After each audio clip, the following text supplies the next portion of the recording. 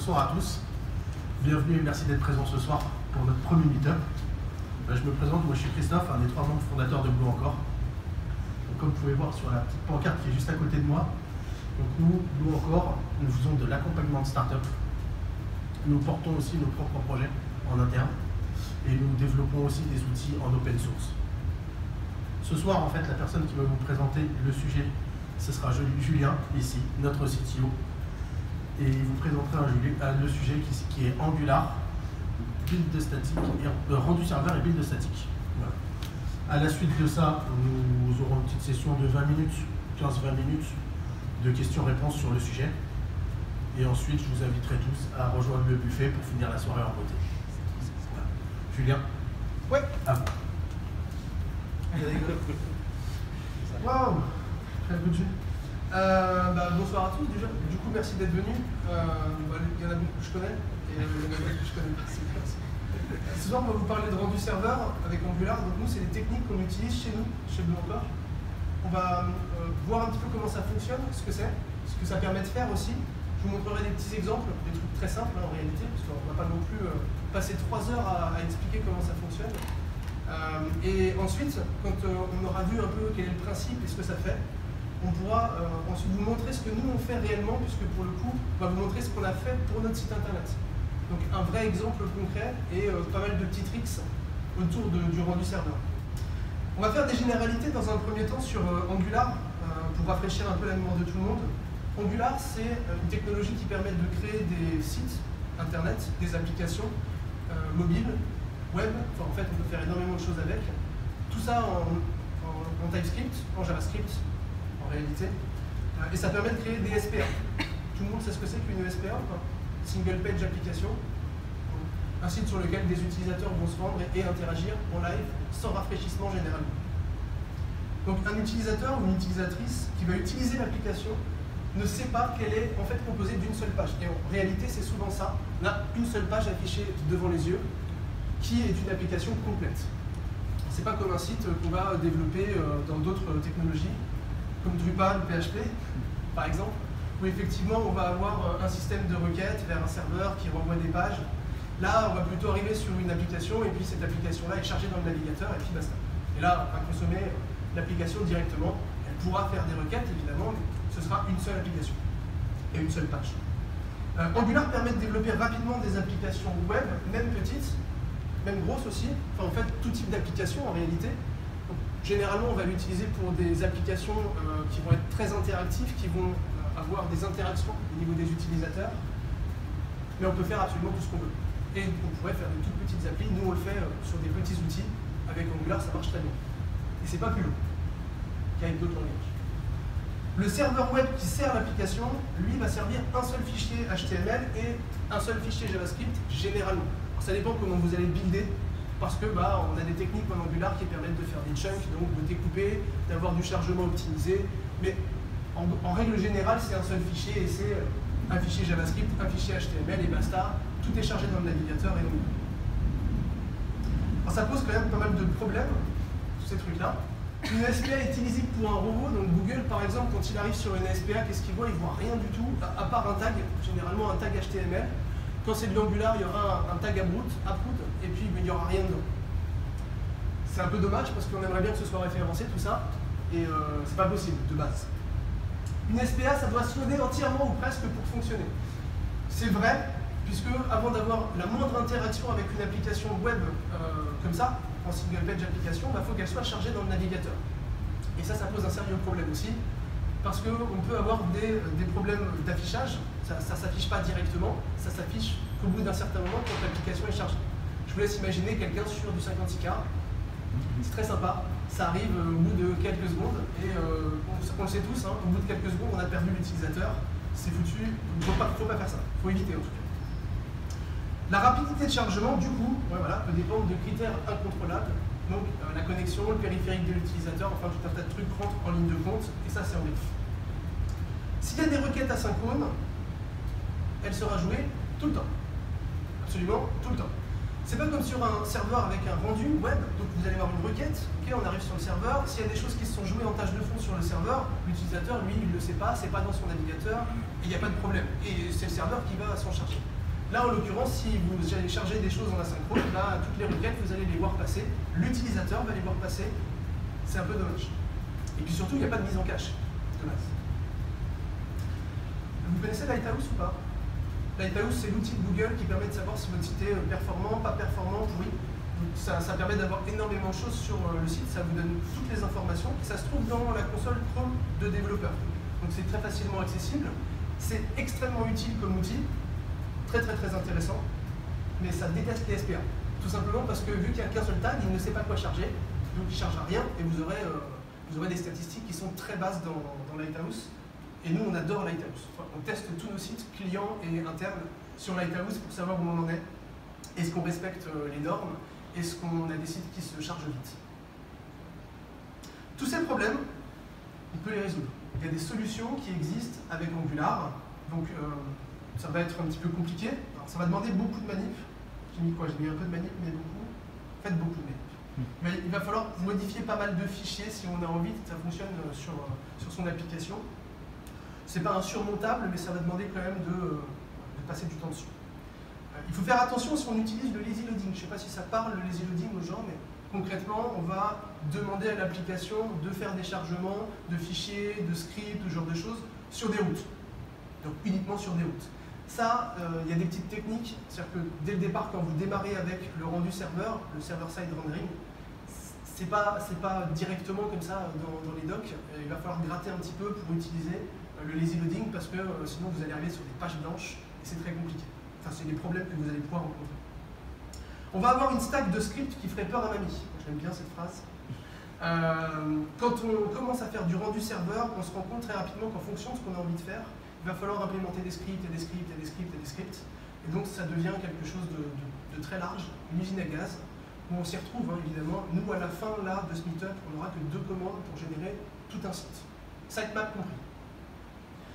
Il faut faire attention, et là je préfère le répéter, faites pas n'importe quoi, allez-y doucement, committez à chaque fois, il faut en direct le classique quoi. Parce qu'on a vite fait de faire n'importe quoi, et puis quand on a une page blanche, après on sait plus trop quoi faire. Voilà, on est tous pareils, on remonte dans l'historique, on éclate tout, et du coup, à un moment, on recommence. Git reset hard, on connaît tous. Alors de quoi on a besoin pour faire de l'application en rendu serveur? Alors de café, il faut beaucoup de café, parce que c'est très long et éprouvant aussi. D'un projet pour essayer, ça on le répète assez souvent, mais démarrer sur un truc qui sert à rien, c'est mieux quand même pour faire des tests, que sur une application en production, ne faites pas ça, c'est dangereux. Il faut être à jour dans ces versions d'Angular. Alors là, je me suis lâché un petit peu avec cette phrase, mais minimum la 6. Voilà. Si on est sur de la 6, c'est bien, si on est sur de la 7, c'est mieux, mais en dessous, il y a des problèmes. Voilà. Le rendu serveur en Angular, c'est une techno qui est assez jeune. C'est arrivé il y a 2 ans. Allez, 2 ans et demi, 3 ans à peu près. Et donc c'est très jeune en termes d'Angular. React le faisait dans les premiers temps, voilà, par exemple. Pour une ordre d'idée, Angular ne le fait pas depuis toujours. Donc c'est les développeurs de chez Google qui ont commencé à créer un paquet qui s'appelle Universal, qui a permis de le faire. Aujourd'hui, ce paquet est mature. Heureusement, et c'est pour ça qu'on fait un meetup. Il faut installer aussi plein de paquets. Alors ça dépend de ce que vous voulez faire. Mais en l'occurrence, il y a Sitemap Generator CLI qui permet de générer des sitemaps. Si vous voulez jouer avec pas mal de choses comme le lazy loading ou autre, tout se trouve sur le scope @nguniversal. Le Webpack CLI, il y en a qui connaissent le Webpack ou pas? Je sais que dans mes devs, non. Personne ne le connaît. Pour la simple et bonne raison que, merci Angular, tout est abstrait, très abstrait. On a une interface en ligne de commande qui fait tout pour nous, c'est génial. Mais du coup, on ne gratte plus et on ne va plus voir ce qui se passe dans Webpack. Du coup, allez voir ce qui se passe dans Webpack, parce que Webpack, c'est la vie. On a aussi besoin des fois de Website Scrapper. Je ne sais pas si vous le connaissez celui-là, mais il est sympa, vous le verrez à la fin, qui permet par exemple de scraper tout un site internet et d'en faire des pages HTML brutes, ce qui va vachement nous servir, mais qui ne marchera pas sur une SPA classique. Oubliez, il faut faire du rendu serveur d'abord. Il y a des étapes. De s'y connaître un peu en script bash et en enchaînement de commandes NPM, ça c'est vachement important. Comme je l'ai dit, on va avoir une pile de scripts assez monumentale. Donc si vous ne faites pas de script bash, ça va être compliqué. Et si vous ne connaissez pas les commandes NPM, ça va être un peu compliqué aussi. On y va, c'est parti pour un rendu. Bon, déjà, on va partir sur une application très simple. Hein. Je vais vous la montrer, je vais vous prouver que j'aime les chats. Et à partir de là, je vous montrerai comment on va utiliser le serveur rendering et qu'est-ce qu'on va devoir faire pour arriver à un rendu. Alors d'abord, c'est les grandes étapes, mais après on va les répéter. Ajouter un module serveur, ça on va le faire. Préparer un serveur Node.js Express, ça marche avec de l'Express et du Node.js, le SSR, qui sera relié à Angular. On va modifier la config de tsconfig, c'est pas rien, il y a quand même de la manip. On va ajouter un build de serveur dans la configuration d'Angular, parce que d'origine ça n'existe pas. D'origine Angular, quand vous créez une application, eh ben, il va générer l'application, et puis point barre. On va modifier les commandes de génération dans package.json, donc du NPM. On va lancer le tout, on va prier un bon coup aussi, et on va essayer de comprendre le principe de tout ça quand moi j'aurai passé tous les fichiers en vue et que vous serez en train de dormir. Donc ça c'est une application Angular classique. Dans une application Angular classique, on a un dossier SRC généralement, un dossier app aussi. Vous ne demandez pas pourquoi ils organisent ça, c'est comme ça. Ensuite on a un HTML, un CSS, des specs, un fichier TS, et puis un appmodule.ts qui référence ce dont on a besoin pour démarrer. Alors moi j'ai ajouté quand même HTTP client module pour faire des requêtes asynchrones parce que j'en ai besoin. Et puis j'ai quelque chose de très très simple, un tout petit code ici, quelque chose de dynamisé ici pour la source de mon image. Et puis dans mon fichier TS, à cet endroit-là, je fais juste une petite requête voilà, pour rechercher un chaton et puis pour vous l'afficher parce que vous aussi, j'imagine que vous aimez les chats. À partir de là, on n'a pas grand-chose de plus. C'est vraiment une application basique. Vous créez une application avec le CLI d'Angular, Nginx, et puis terminé, vous arrivez là-dessus. Qu'est-ce que ça donne dans le concret, ça? On va faire un petit game start. Voilà. Là, on va attendre que ça compile. Vous la connaissez, cet endroit, ça? Comme ça, avec ça compile. Alors, heureusement pour vous, c'est une petite appli, alors ça va pas être très long. Peut-être que tout à l'heure, ce sera un petit peu plus long, et à ce moment-là, on ira peut-être vers le buffet. Alors, ça donne ça. Toute petite application qui fait, on l'a dit, une requête. Concrètement, dans le network ici, on doit avoir une requête search qui traîne, voilà, qui est là. Et celle-ci, elle va chercher sur une API un chaton, donc une URL, une image qu'on affiche. C'est un GIF, c'est animé, c'est génial, et fait bon. Alors ici, on a une requête. Mais moi, je la veux pas. J'aime pas les requêtes comme ça. J'aimerais bien que la requête, elle se fasse côté serveur, et puis que mon utilisateur, il ne sache pas d'où ça vient. Comme ça, c'est mieux. Mais ça, c'est pas possible avec Angular. Parce qu'Angular, ça se charge dans le navigateur. Alors là, c'est le moment où je passe à la step 2, parce que c'est plus intéressant. Alors en step 2, rien n'a bougé, ou presque, sauf tout ce que je vous ai dit tout à l'heure. Donc dans le concret, on a dit qu'on allait ajouter un nouveau module. On a ajouté un nouveau module. Alors qu'est-ce qu'il a de différent par rapport à l'autre, ce nouveau module? En fait, il va importer non pas les browser modules, donc tous les trucs en fait côté browser, mais il va importer le serveur module. Et puis il importe un autre truc dont on va avoir besoin plus tard, serveur, transfer, state, module, parce que c'est pas comme un serveur avec requête et réponse. Ici, si on veut stocker des trucs côté serveur, il va falloir une espèce de brique qui permet de le faire et donc récupérer tout ça. C'est un peu technique, mais en tout cas, c'est un échange qui se fait dans la page HTML. C'est particulier, mais je vous montrerai tout à l'heure. Donc ça, c'est un app server module qui est dans le même dossier que le app module, mais qui est orienté serveur. Ensuite, on a besoin de quoi? On a besoin ici d'un fichier serveur. Un fichier serveur, c'est un petit serveur en TypeScript. On aurait pu le faire en JS aussi, mais c'est laborieux. On le fait en TypeScript. Alors celui-là, on ne va pas l'expliquer en entier, mais concrètement, c'est tout bidon. C'est en fait ni plus ni moins qu'un serveur Node.js Express qui va prendre ici des choses d'Angular, les bootstrapper, et nous permettre d'avoir un rendu Angular.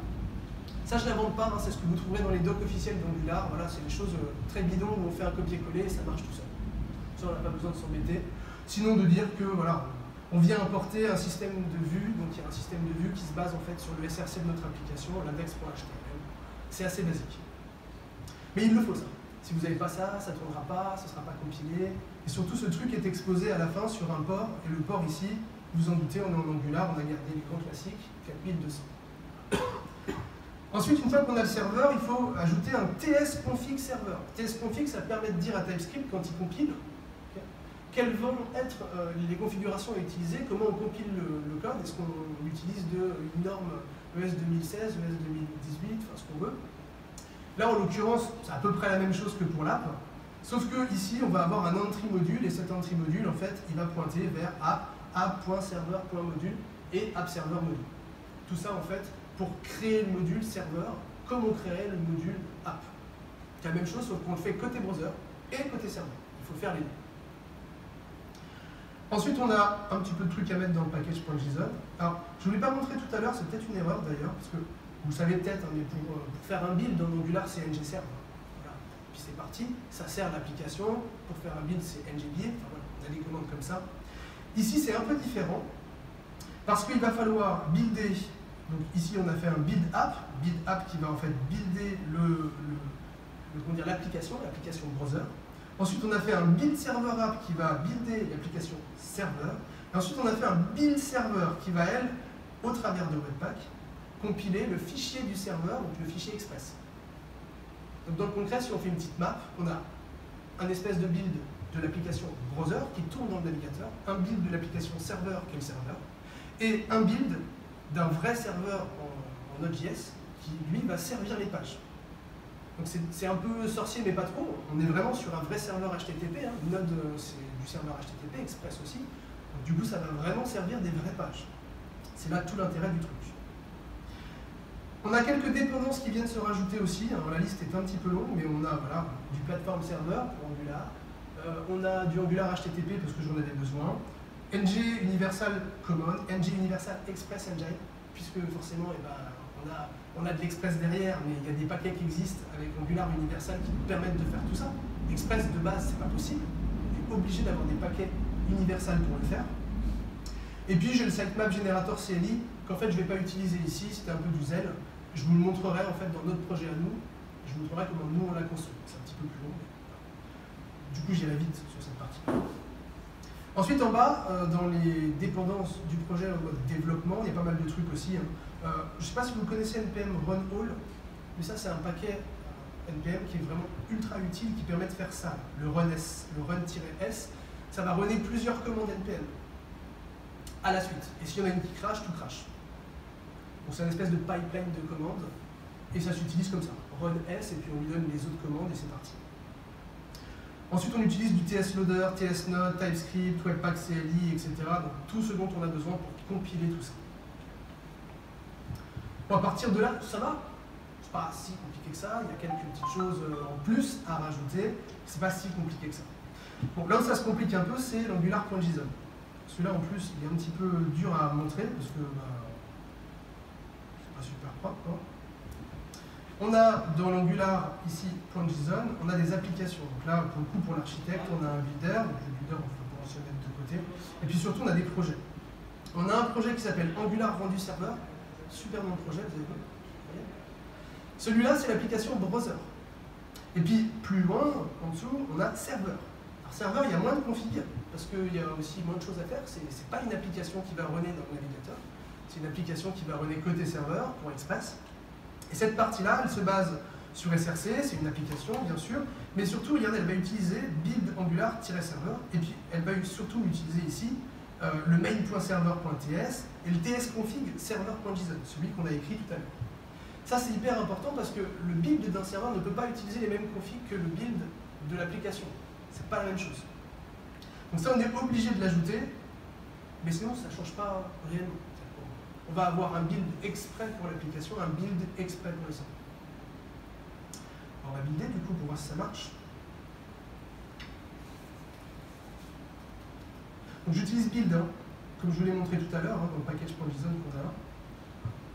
C'est build que je vais utiliser. En fait, build va me permettre réellement de démarrer mon appli et de vous la montrer, de vous montrer mon appli, mais qui tourne au niveau serveur. Et effectivement, si je fais pas run, ça va pas marcher. Bon, c'est là où c'est un peu plus long. Ça va jusque-là? Il y a quelques fichiers. Le truc intéressant pour vous, c'est que même si vous n'avez pas réussi à suivre tous les fichiers ou à prendre des notes, parce que c'est vrai que c'est un peu... on va mettre en open source d'ici demain, pour ceux qui ont suivi le live et puis pour ceux qui sont là, et pour ceux qui bossent aussi, là où je bosse moi, le site de BlueOnCore en open source. Donc concrètement, tous les outils que nous on utilise pour générer notre site, pour faire le sitemap, etc., tout ça, ça va passer en open source demain. Donc vous pourrez aller regarder comment c'est fait. On passera en open source le code du site, mais pas les configurations. Ni les endroits où on déploie, ni nos mots de passe non plus. On va les garder. Donc là c'est bon, il a buildé. Alors il y a eu 3 phases de build. Je ne sais pas si vous avez vu, mais il a buildé l'appli, il a buildé serveur, et puis ensuite il a buildé le serveur Node. Et à partir de là, ça a démarré directement parce qu'en fait, qu'est-ce qu'on a fait en dernière commande? On a fait ça. On a fait un node, comme tout le monde, hein, dist/server.js, donc le serveur.js compilé qui se trouve dans dist, ce qui fait qu'on lance un node très classique. Et là, il n'y a pas d'Angular derrière. Il n'y a plus d'Angular. Enfin, si, un petit peu quand même, mais il n'y a pas d'Angular à proprement parler, il n'y a pas un rendu Angular qui est fait au travers du CLI. Ça marche ou pas? Incroyable, ça marche. Regardez, ça fonctionne de la même manière. Et c'est génial. Là, par contre, la différence, qu'est-ce que c'est? C'est ça. C'est qu'ici, non seulement j'ai mon Uproot là, qui est mon tag de base, celui que j'ai de base dans Angular, et d'ailleurs, quand je suis sur une SPA, j'ai que ça. Mais j'ai aussi tout le reste. J'ai le H1, j'ai l'image, j'ai en dessous le P. Donc en fait, on est sur un vrai rendu serveur. On fait une requête, l'application en Angular, elle se compile derrière. Pire que ça, l'application en Angular, elle est toujours dispo dans le navigateur, parce que si vous regardez bien, il y a bien les scripts, il y a les polyfills, il y a le runtime, il y a le main, tous ces trucs-là, c'est votre application Angular qui est dans le navigateur. Mais en plus de ça, côté serveur, on a eu un vrai rendu HTML. Et ça change tout, parce que ça, c'est indexable. Un navigateur qui arrive là-dessus, un robot qui arrive là-dessus, indexe le site. Parce qu'il a le contenu, il a absolument tout. Et ça, c'est la grande différence qu'on a avec un rendu SPA classique et un rendu en SSR. Alors ça s'apparente un petit peu à du PHP en réalité, puisque PHP fait une requête sur un serveur, il y a le runtime PHP qui est installé dessus, il va lire votre fichier PHP, boum, il va le compiler, et puis qu'est-ce qu'il renvoie à l'utilisateur? Du HTML tout classique. C'est exactement la même technique, sauf que la petite différence ici, c'est qu'on continue à bénéficier de l'application Angular. Et d'ailleurs, je peux vous le prouver, parce que ici, on a toujours la requête search qui se fait. Elle se fait toujours dans le navigateur. Non seulement l'application est buildée, mais en plus de ça, elle se fait dans le navigateur.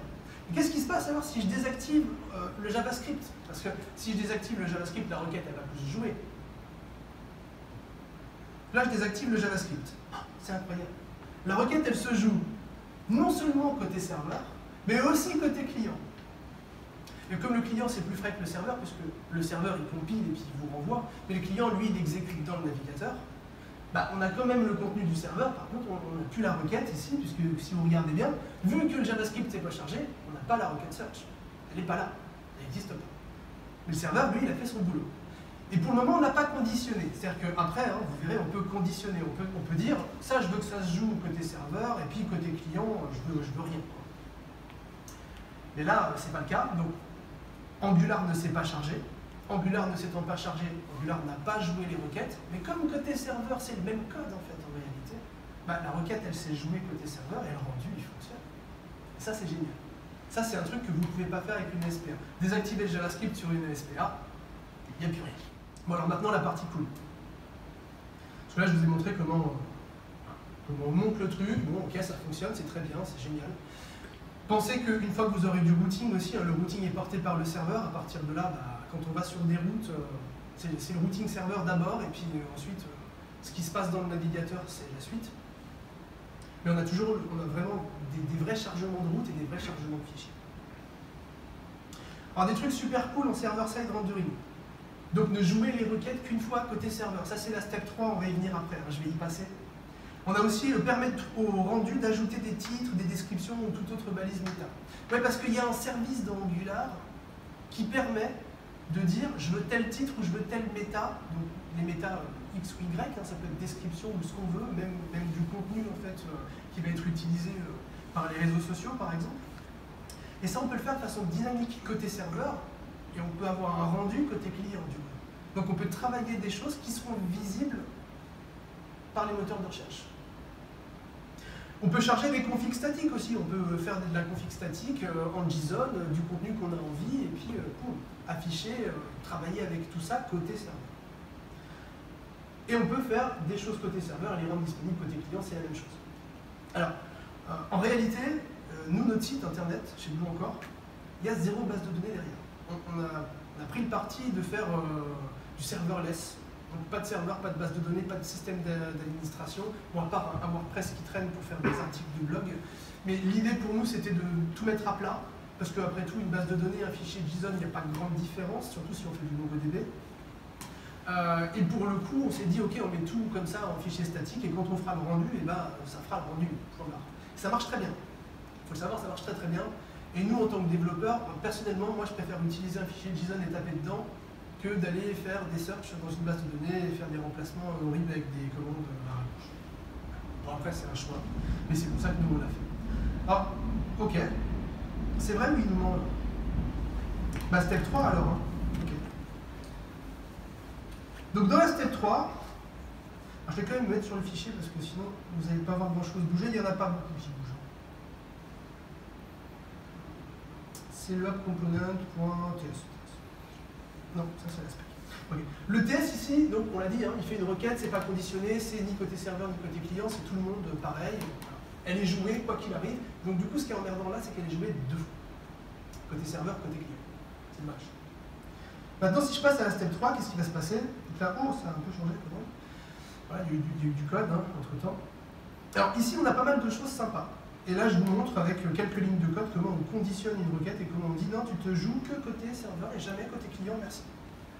On va utiliser ici quelques petits trucs qui sont insérés un petit peu plus haut, mais je préfère être ici pour vous les montrer. Donc on va injecter Platform ID, c'est un truc en fait d'Angular qui permet de savoir sur quelle plateforme vous êtes. Donc la plateforme, ça va être browser, serveur, ça on le met dans une variable. Ensuite, on injecte le transfer state. Transfer state, c'est un service Angular disponible et côté serveur et côté client, et qui joue le rôle un peu de box.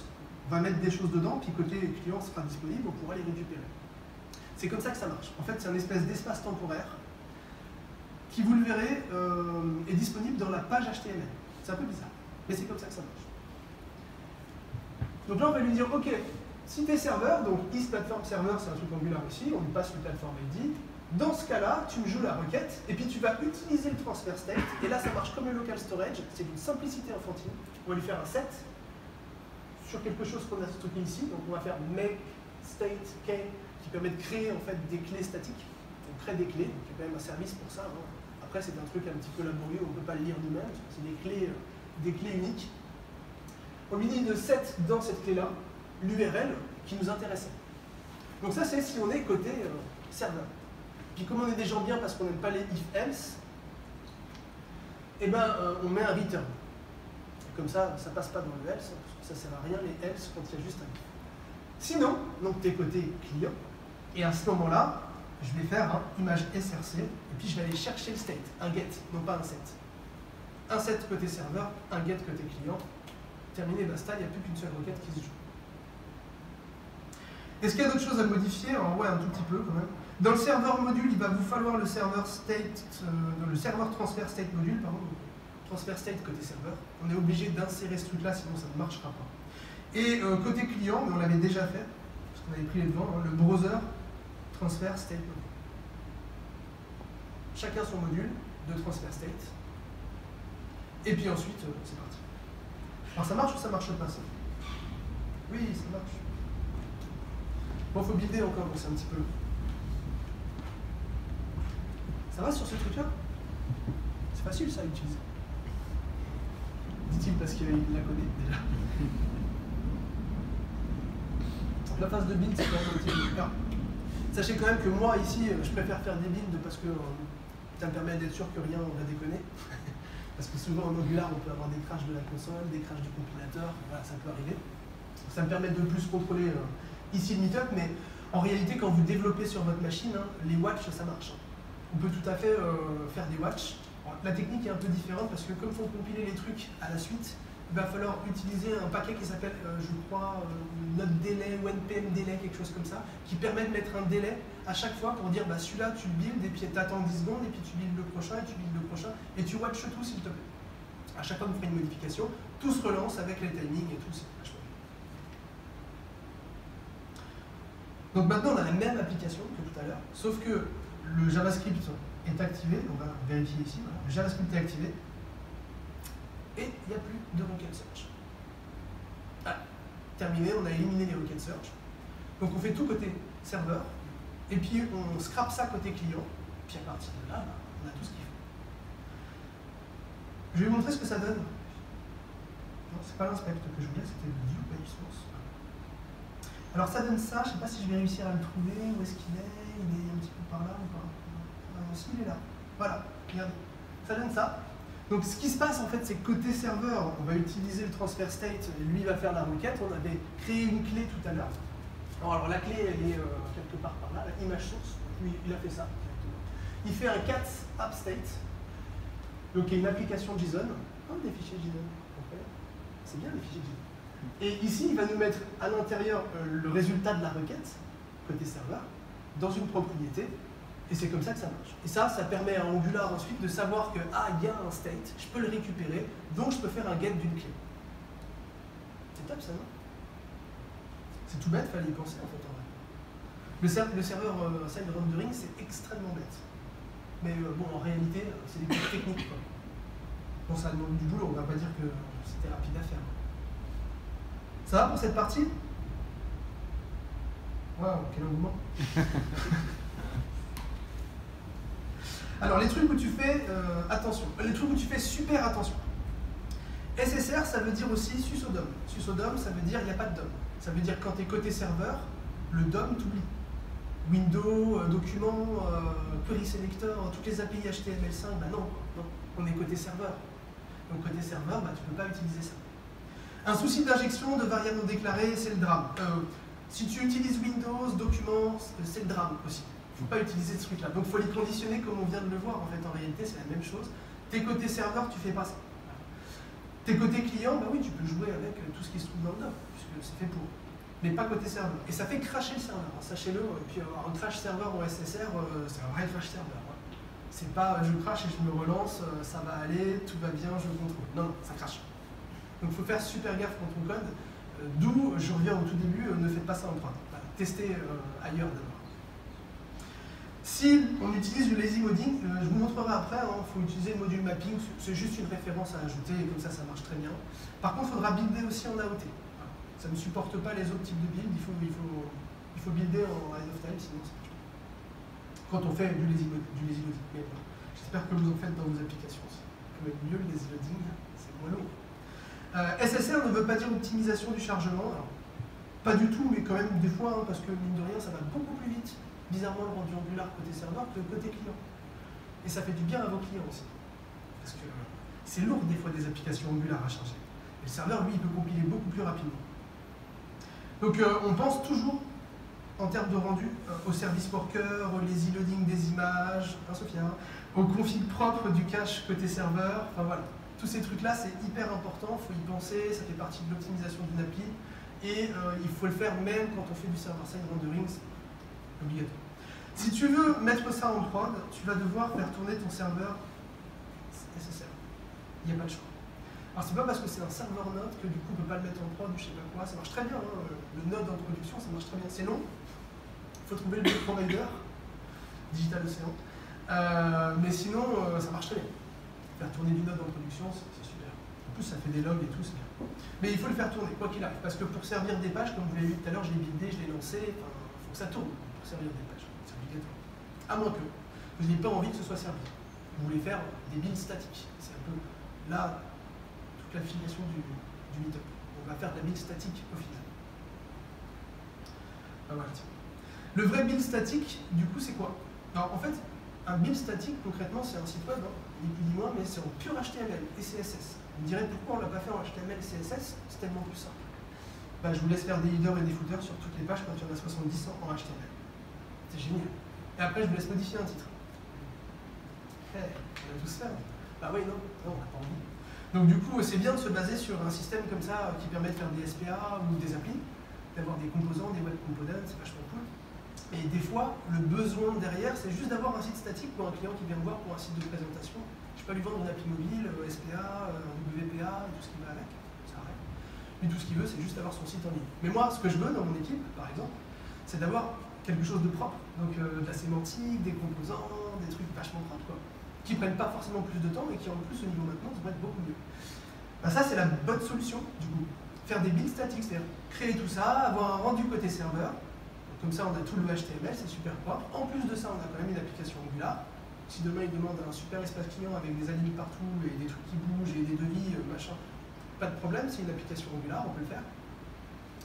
Et on peut du coup faire du statique sans aucun problème. Le seul truc, c'est qu'il va falloir utiliser un script pour scraper le contenu. Donc on va servir le contenu sur du SSR au travers d'un serveur Node, et puis on va lancer le script, et lui le script, qu'est-ce qu'il va faire? Comme tout scrapper, il va pomper le HTML, pomper les CSS, pomper les JavaScript, remettre ça dans des dossiers propres, puis après, comme il est intelligent, il va aller voir tous les liens, et il va faire ça pour tous les dossiers. Et hop, un petit index.html à chaque fois avec, du coup, le build propre en HTML, le contenu et tout ce qu'il faut. Et ça, c'est super parce que les moteurs de recherche, ça marche, et en plus de ça, on est dans de l'Angular. Il faut aussi créer un script pour dupliquer les bons fichiers. Ça arrivera ou pas, ça dépend de comment vous allez gérer le truc. Nous, on a été obligé de le faire pour certaines choses parce que dans le script de scrapping, ça passait pas. Il ne téléchargeait pas tout, des fois il oubliait des trucs. Donc il faut contrôler un peu quand même ce qui se passe. Ça marche super bien ici. Il faut aussi préparer un sitemap. Un sitemap pour un site, c'est mieux quand même. Donc pour ça, il y a des scripts qui existent aussi, et il y a des commandes qui existent qui permettent donc, à partir d'un site qui est en production, de lancer un truc qui va scraper tout le truc et puis faire un sitemap automatiquement. Parce que le taper à la main, le déploiement sur Firebase aussi, ça peut être bien. Si vous êtes sur un HTML pur, vous déployez ça en une commande, c'est très rapide, c'est serverless. Ça devient possible avec ce genre de technique. Bon, je vous montre rapidement. C'est quoi la prochaine slide? Ah oui, je vous montre rapidement. Du coup, pour vous le montrer, je vous montre aussi notre site. Je vais mettre ça en bas. Donc ça, c'est le site qui sera, du coup, placé en open source, logiquement à partir de demain. Il faut quand même que je nettoie des trucs, mais voilà, ça va être rapide. Dans le concret, nous, c'est quoi un projet? On a un web site, tout basique. On a un SRC à l'intérieur, donc c'est pas organisé comme tout à l'heure, mais quasiment. On a de la config. Alors absolument toutes les pages de notre site, que ce soit les formations, le blog, les articles de blog, la page de client, enfin en fait tout. Même les méta de nos pages, les méta titles, etc. sont contrôlés par des fichiers en fait JSON. Tout est en configuration à plat. Donc on pourrait faire un MongoDB derrière, c'est facile, mais tout est à plat et c'est plus simple pour nous. D'ailleurs même tous les contenus de nos formations sont tout simples. Je ne vous raconte pas le boulot, merci Marie. Ici, on a une application, somme toute basique, avec des directives, des pages, des composants. Une application Angular, assez fat quand même, il y a beaucoup de fichiers, mais simple. Simple. Du routing, quelques scripts, et voilà. Alors comment ça marche dans le concret? Je vais vous montrer notre package.json parce que c'est le plus parlant. Voilà, ça c'est la pile de script de l'ami. Forme de papier. Ici, on a quoi? On a plein de scripts. Alors nous, on utilise deux qui sont vraiment importants. Le build, tiens, ça ressemble étrangement à ce que je vous ai montré tout à l'heure, parce que ça en est vachement inspiré aussi. Runness, donc build website app, build server app, build server, start server. C'est la même pile que tout à l'heure, avec quelques petites adaptations pour nos besoins. Ensuite, on a ici un petit deploy blue encore. Et là, vous avez remarqué que bizarrement, ici, c'est pas du tout un script NPM, c'est un script bash. Alors ça, c'est vachement utile quand on a besoin de faire des contrôles, des déplacements, des copies, des suppressions. Besoin de travailler sur le file system. Nous, on utilise ça assez souvent. Du coup, on a aussi ici plein de scripts qui peuvent être soit du bash, soit du node, en fonction de nos besoins. Alors je vous montre ça aussi parce que nous, on a un fichier pour faire des déplacements. Alors ça, c'est tous les fichiers en fait, que notre scrapper ne savait pas récupérer. Donc ça, c'est tout ce qu'on a déplacé, par exemple. On a aussi le petit script qui permet de générer le sitemap, qui va se baser sur un outil qui s'appelle Sitemap Generator. On va lui donner ici une IP, l'IP qui est servie par le SSR, localhost 4200. On va le laisser faire son boulot. Et puis surtout, comme ce sera du localhost partout dans le sitemap, on va les remplacer. On va utiliser un bon vieux sed et puis on va faire un remplacement string. C'est rapide. On a aussi un deploy.sh qui lui va supprimer des trucs, relancer quelques petits trucs aussi. Et un deploy bleu encore qui est vachement important, qui se résume à une commande qui déploie en fait notre site statique sur Firebase. C'est facile. La différence avec tout à l'heure, c'est que nous on joue des scripts un petit peu différents pendant en fait la phase de build. Alors, pour vous montrer que ça marche, je vais faire un vrai déploiement en prod. Ah ouais, sinon c'est pas rigolo. On va faire un petit toggle de la console qui se trouve quelque part là, le terminal. Et pour ça, je me rends compte que je ne vais pas pouvoir le faire ici parce que, comme je vous ai dit tout à l'heure, il faut 2 terminaux. On va juste diviser l'espace en 2 et puis on va aller chercher le site encore ici. Et puis Blue encore, voilà, c'est pour moi. Je vais un peu. Je suis pas dedans, je suis pas dedans. C'est bon ou pas? Ok. Donc d'un côté, on va lancer le build classique, voilà, le PM Run build. Puis de l'autre côté, on va se préparer pour le moment à faire un joli deploy Blue encore. Alors ce qui se passe de ce côté-là, c'est ce qu'on a vu tout à l'heure. C'est-à-dire que je vais ne faire que ici builder mes différentes applications jusqu'à avoir un serveur qui tourne sur le localhost 4200. Et donc ce serveur, comme je vous l'ai montré au début, c'est-à-dire que si je vais dans la source des fichiers, je vais avoir tout le contenu. Les H1, les P, les images, etc., etc. Tous ces trucs-là sont servis côté serveur. Ça nous fait des sources et c'est propre. Alors par contre, ça va être un petit peu plus long là. Qu'est-ce que je fais? Je vous raconte des blagues? Je sais pas. Non, ça va pas être plus long que ça. Donc, ce qui est intéressant, c'est la phase d'après, parce que celle-ci, à la limite, bon, vous l'avez déjà vu. La phase d'après, c'est le npm run deploy blue encore, donc le deploy blue encore qu'on a dans le package user. On va aller réouvrir. Donc le deploy blue encore qui se trouve quelque part là. Lui, il va jouer le script deploy blue encore qui se trouve là, donc deploy blue encore, et puis il balance ça. Et du coup, je me rends compte que je vous dis n'importe quoi. Je pense qu'on a un petit truc à voir. Oui, c'est Scrap, excusez-moi, c'est Scrapseed qu'il faut que je joue, pas Deploy. Deploy, c'est une seule commande. C'est Scrapseed qui va nous intéresser. Alors celui-là, il va faire quoi? Il va faire un RF de site. Derrière, il va faire un npm run de Scrap. Scrap, on l'a juste dessus. Donc c'est le script de Scrap de tout à l'heure. Donc qui lui va scraper tout le contenu et faire les petits déplacements. Ensuite, on va générer le sitemap, qui est un petit peu plus haut si je ne me trompe pas. Je vais enlever ça. Qui est là, voilà. Qui lui va utiliser le script encore. Ensuite, on va faire un npm run move file, donc c'est le fichier qui permet, le script qui permet de déplacer les fichiers. Comme ça, on prépare un peu le script, c'est propre. Et à la fin, je fais le deploy de mon code. Ça m'enchaîne toutes mes commandes. Et donc, dans le concret, ça déplace, ça copie, ça nettoie, ça fait ça propre. Mais le gros du taf, c'est pas ça. Le gros du taf, c'est ce qu'il y a en fait, en réalité, au-dessus, puisque c'est cette partie-là en fait qui sert le site. Ça, c'est important. Logiquement, on l'a. Alors ça, c'est un peu compliqué pour nous parce que là, c'est une PWA en plus de ça. Que un site, c'est aussi une PWA, donc il y a des services workers derrière, tout un tas de trucs.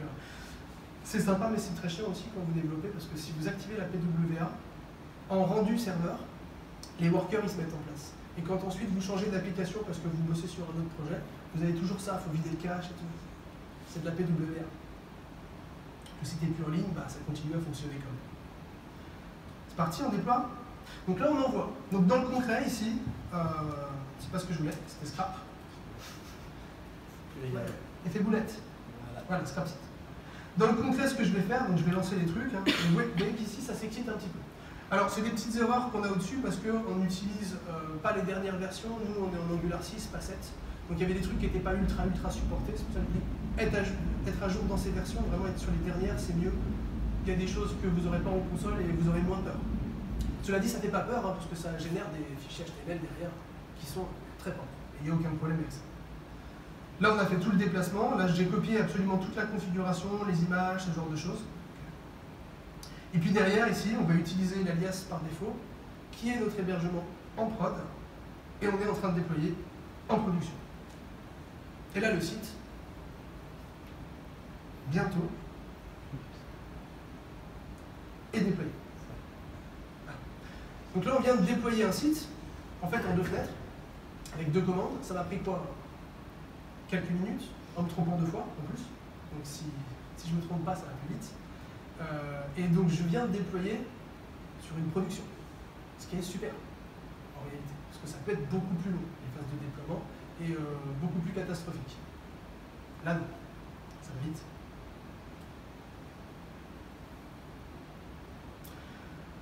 Tout ça vous pourrez le revoir, enfin, on va laisser les sources si vous êtes sur le Meetup ou d'ailleurs partout, sur LinkedIn, si vous nous suivez sur LinkedIn ou Facebook ou autre. On va lâcher le petit dépôt GitHub qui va bien avec les sources, etc. pour aller regarder, pour récupérer, pour tester aussi, pour casser un petit peu, pour vous entraîner, quoi. Et je vous conseille vraiment de lire tous les fichiers, en fait. On va mettre ça aussi en place, donc comme ça vous aurez les différents listings, etc. Et en plus de ça, la conf, elle sera rediffusée sur YouTube. Vous ne pouvez pas vous tromper, vous pouvez retrouver en fait les différents fichiers et la conférence. Donc vous pourrez vous entraîner. Alors au final, et pour finir du coup, on utilise la puissance d'Angular pour faire de belles applications. Et en plus de ça, elles sont propres, elles sont découpées, elles sont scaffoldées, elles sont testables, on peut les tester dans le navigateur avant de les mettre en production. On a une pile de scripts qui se lance, alors là pour le coup à la fin, avec 2 commandes, une qui build, une qui déploie et qui joue tout. Donc 2 fenêtres de console, ce qui est génial. Et on a un rendu surtout qui est full HTML à la fin, et ça c'est juste génial. Vous ne croyez pas, on a un rendu full HTML. On va quand même aller regarder. Et là, si on regarde ici, bah là on a en fait tout le rendu. Bon, cette page-là est peut-être pas violente, peut-être aller regarder sur le encore direct.